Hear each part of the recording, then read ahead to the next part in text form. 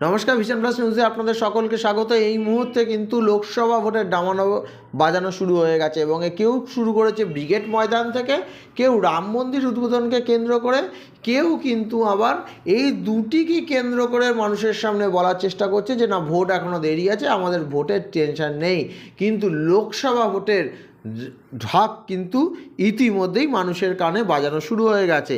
আর এই মুহূর্তে লোকসভা ভোটের ঢাকের আরও বাজাতে কিন্তু উপস্থিত হচ্ছেন 29শে জানুয়ারি পশ্চিমবাংলায় লোকসভা ভোট উপলক্ষে প্রথম প্রচারে আসছেন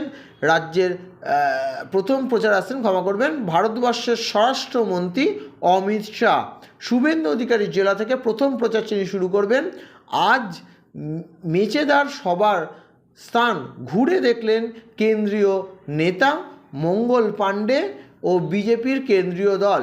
তিনি কিন্তু 29শে জানুয়ারি বিরোধী দলনেতা শুভেন্দু অধিকারীর জেলা পূর্ব মেদিনীপুর জেলা মেচেদা করবি বৈঠক করতে আসছেন কেন্দ্রীয় স্বরাষ্ট্রমন্ত্রী অমিত শাহ। বিজেপি সূত্রে জানা যাচ্ছে যে 29শে জানুয়ারি দুপুরে 12টার সময় মেচেদার মিতালি সংঘ মাঠে কেন্দ্রীয় স্বরাষ্ট্রমন্ত্রী অমিত শাহ তিনি পূর্ব মেদিনীপুর জেলার, পশ্চিম মেদিনীপুর জেলা, ঝাড়গ্রাম, পুরুলিয়া ও বাঁকুড়ার বুথ কর্মীদের সঙ্গে একটি বৈঠকও করবেন বলে জানতে পারছি। এই মুহূর্তে সবথেকে বড় খবর যেটা, লোকসভা ভোটের ডামানো বাজানো কিন্তু শুরু হয়ে গেছে। আর এই সভায় কিন্তু উপস্থিত থাকছেন রাজ্যের সভাপতি সুকান্ত মজুমদার, শুভেন্দু অধিকারী সহ বিজেপির অন্যান্য সাংসদ এবং বিধায়করা।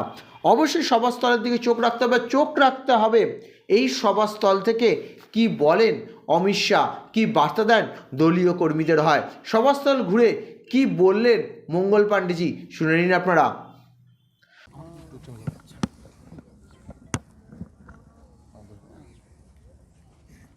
क्या क्या अमित शाह जी के क्या क्या प्रोग्राम है?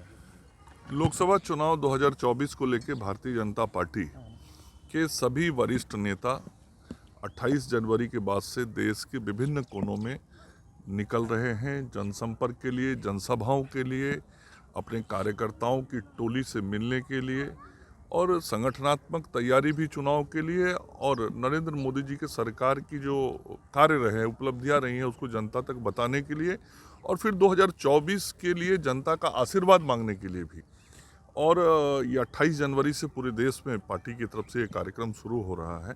उसी क्रम में 29 जनवरी को देश के आदरणीय गृह मंत्री अमित शाह जी पश्चिम बंगाल पधार रहे हैं, और इसी मैदान पर 29 जनवरी को अमित शाह जी पश्चिम बंगाल के लोगों को संबोधित करेंगे।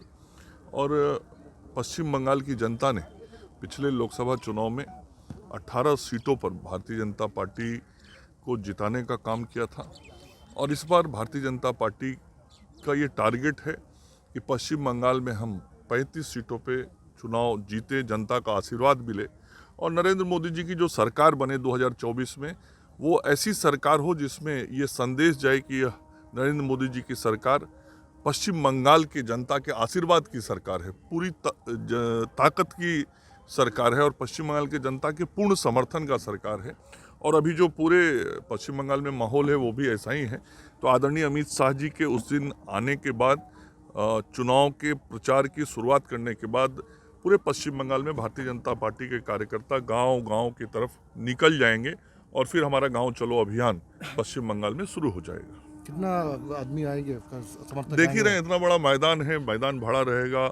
जहाँ भी सभाएं भारतीय जनता पार्टी की हो रही हैं, आदरणीय अमित शाह जी तो हमारे बहुत ही वरिष्ठ नेता हैं, हमारे पूर्व राष्ट्रीय अध्यक्ष हैं, और उनकी सभाएं जब पश्चिम बंगाल में होती हैं तो पश्चिम बंगाल की जनता का एक अलग से असीम प्रेम अमित शाह जी को मिलता है, और लोग उनको सुनने बहुत बड़ी संख्या में पश्चिम बंगाल से आते रहे हैं। और आप लोगों ने देखा है कि उनकी जब भी सभाएं हुई हैं तो हर सभा पीछे के सभा के रिकॉर्ड को तोड़ता है, तो ये भी कुछ वैसा ही होगा। सर, सिर्फ सांगठनिक सभा होगी या नहीं, मैंने कहा ये जनसभा होगा, ये जनसभा है, और उसमें कुछ सांगठनिक कार्यक्रम भी है जो कलकत्ता में होगा। सर, और एक बात, दिव्येंदु अधिकारी क्या इस सभा में ज्वाइन करने वाले हैं?